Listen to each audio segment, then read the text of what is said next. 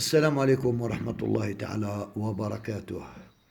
Je tiens à transmettre mes vives félicitations à l'ensemble du peuple algérien, là qu'il soit en Algérie ou à l'étranger. التدخل تاع اليوم جاء بعد الأحداث التي تميزت أولا باجتماع قيادة الجيش الوطني الشعبي وكذلك استقالة عبد العزيز بوتفليقة من رئاسة الجمهورية. L'intervention d'aujourd'hui fait suite à l'actualité récente, une actualité marquée tout d'abord par la réunion de l'état-major de l'armée nationale populaire et ensuite par la démission de Abdelaziz Bouteflika en tant que président de la République. تدخل يحتوي على بعض النقاط والملاحظات التي أعتبرها مهمة جدا. Donc, mon intervention contient quelques points et remarques d'une importance capitale. هذه الأهمية راح تساهم، يعني هي عبارة عن مساهمة مني لإطراء النقاش اللي راه يدور في الرأي العام وفي الطبقة السياسية. Mon intervention, justement, une contribution pour enrichir le débat soulevé par l'opinion publique ainsi que par la classe politique algérienne. أول شيء من ضمن هذه النقاط كان بيان اللي صدر على قيادة الجيش الوطني الشعبي. أنا شفت منه يعني 3 نقاط. النقطة الأولى أنه يعني قيادة الجيش تعترف أن كانت في عصابة تعمل خارج الدستور وأصدرت بيانات وقرارات غير قانونية وغير دستورية.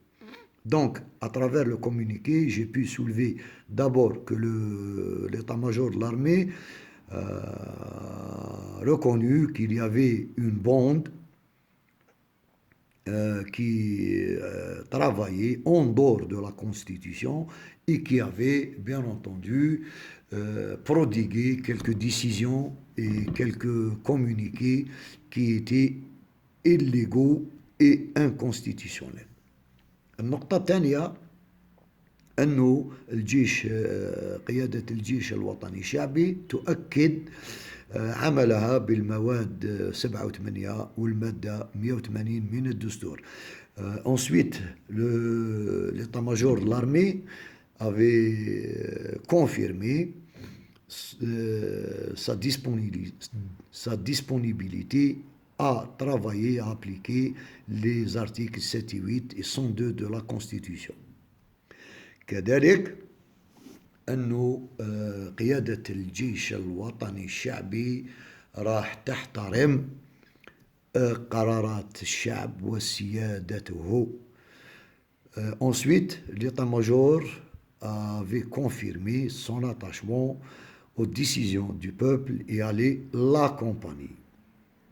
في نفس الوقت في الاستقالة تاع رئيس الجمهورية عبد العزيز بوتفليقة كذلك كان 2 نقاط يعني اللي شدوا الانتباه ولا بد نتكلم عليهم.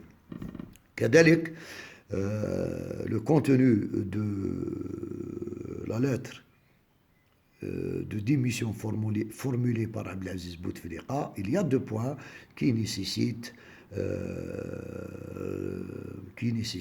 d'en parler. أول شيء في الرسالة أنه يعني لم يستعمل كلمة الاستقالة، قال أنا أنهي العهدة.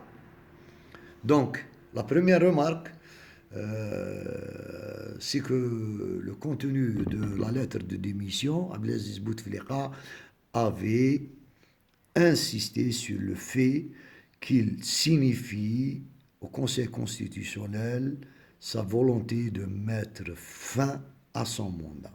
Il n'a pas usé du terme démission. النقطة الثانية في الرسالة أنه يقول أن يعني عمل على أخذ قرارات أن المرحلة الانتقالية راح تكون في إطار الدستور. Donc le deuxième point est que le contenu de sa lettre de démission contient un paragraphe dans lequel il dit qu'il a pris toutes les dispositions pour assurer une transition dans le cadre de la continuité de l'État et de ses institutions dans le cadre de la Constitution. ما معنى أنه راح يعني كل المؤسسات الدستورية يعني خدا قرارات أنها تعمل هذا يعني راح يكون في شطر تاع المادة 102 من الدستور يعني كل مؤسسات اللي هي مجلس الأمة والمجلس الدستوري والحكومة. Donc, à travers cette confirmation, Abdelaziz Bouteflika voudrait nous dire que le contenu de l'article 102 de la Constitution va être appliqué à la lettre, c'est-à-dire il va composer, c'est-à-dire les institutions de la transition seront assurées par le Conseil de la Nation, ainsi que le Conseil constitutionnel et ainsi que le gouvernement en place. طبعا النقاط الملاحظات اللي قلناها أنه أول شيء إذا تكلمنا على المجلس الدستوري قلنا المجلس الدستوري غير شرعي لأنه يتنافى مع المادة 183 من الدستور لأن تم تعيين السيد طيب بالعيز مرتين، مرة في 2012 ومرة في 2019. Donc, les remarques et les points que je voudrais émettre concernent d'abord le Conseil constitutionnel qui est illégitime et illégal, puisqu'il est en contradiction avec l'article 183 de la Constitution, puisque Taïb El-Aziz a été nommé à ce poste à 2 reprises, en 2012 et en 2019. كذلك قلنا أنه السيد بن صالح رئيس مجلس الأمة كذلك إذا يتولى منصب رئيس الدولة راح يتنافى مع المادة اللي تخص شروط رئيس الجمهورية أو رئيس الدولة. Donc, le président du Conseil de la Nation, si il va prendre les rênes de l'État algérien en tant que chef de l'État, sa nomination va être contraire aux dispositions contenues dans la Constitution qui concernent le chef de l'État et le président de la République. وكذلك فيما يتعلق في حكومة بدوي تبقى كذلك غير شرعية، لأن المادة 104 تاع الدستور تقول الحكومة اللي تكون يعني تكون تعينت من قبل، مش في ليس في يوم قبل استقالة رئيس الجمهورية، لأن لم تكمل الإجراءات، لأن في الإجراءات تاع التعيين في المادة 93 لكن لم تكمل إجراءات المنصوص عليها في المجلس في المادة 94 من الدستور. Donc, en ce qui concerne le gouvernement, il est en contradiction avec puisque le contenu de la Constitution disait le gouvernement en place. Le gouvernement en place, cela ne veut pas dire un gouvernement qui a été nommé à 24 heures avant la démission du président de la République, puisqu'il n'a pas accompli les formalités de sa nomination qui sont contenues dans l'article 94. لهذا يعني أنا ما نشوفش أنه يعني نركزوا على النقاش أنه كان في حكومة ومجلس دستوري ومجلس الأمة، هذا كله خارج الدستور وخارج يعني قوانين الجمهورية. Donc moi en tant que personne je ne voudrais pas perdre du temps et parler d'un conseil constitutionnel et d'un président du conseil de l'État et d'un gouvernement qui sont contraires à la Constitution et qui sont illégitimes et sont dans une situation illégale. فالحل هو يعني أنه نعمل، لأنه الأركان الجيش الوطني الشعبي يتكلم على المادة 87 فقط، 7 و8 من الدستور فقط. Donc, quelles sont les solutions?